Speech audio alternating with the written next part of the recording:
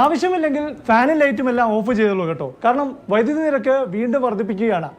3 മാസം മുൻപല്ലേ 16 പൈസ വർദ്ധിപ്പിച്ചതെന്ന് ചിന്തിക്കുകയായിരിക്കും.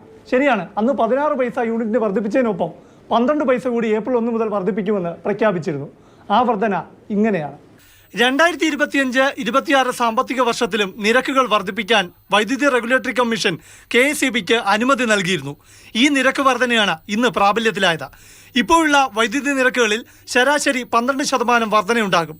ഡിസംബറിൽ KSEB 16% വർദ്ധിപ്പിച്ചതാണെന്ന് ഓർക്കണം. അതായത് ഓരോ യൂണിറ്റ് വൈദ്യുതിക്കും 5 പൈസ മുതൽ 20 പൈസ വരെ പല സ്ലാബുകളിലായി വർദ്ധിക്കും.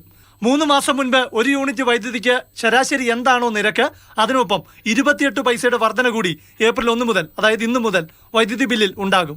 വൈദ്യുതി നിരക്ക് യൂണിറ്റിന് 5 പൈസ മുതൽ 20 പൈസ വരെ കൂട്ടുന്നത് കൊണ്ട് മാത്രം തീർന്നില്ല. ഫിക്സഡ് ചാർജിലും 5 രൂപ മുതൽ 25 രൂപ വരെ വർധനയുണ്ട്. ഡിസംബറിൽ വിവിധ സ്ലാബുകളിലായി യൂണിറ്റിന് 5 പൈസ മുതൽ 40 പൈസ വരെയാണ് കൂട്ടിയത്. അന്ന് 5 രൂപ മുതൽ 35 രൂപ വരെ ഫിക്സഡ് ചാർജും വർദ്ധിപ്പിച്ചിരുന്നു. 3 മാസം മുമ്പ് നടപ്പാക്കിയ വർധനയ്ക്കൊപ്പം ഇന്നു മുതൽ വീണ്ടും നിരക്കുകൾ വർദ്ധിപ്പിക്കുമ്പോൾ നിശബ്ദമായി ജനങ്ങളുടെ പോക്കറ്റ് ചോരുകയാണ്. അത് മനസ്സിലാക്കി വൈദ്യുതി ഉപയോഗിച്ചില്ലെങ്കിൽ അടുത്ത മാസം വൈദ്യുതി ബില്ല് കയ്യിൽ കിട്ടുമ്പോൾ ഞെട്ടേണ്ടി വരും.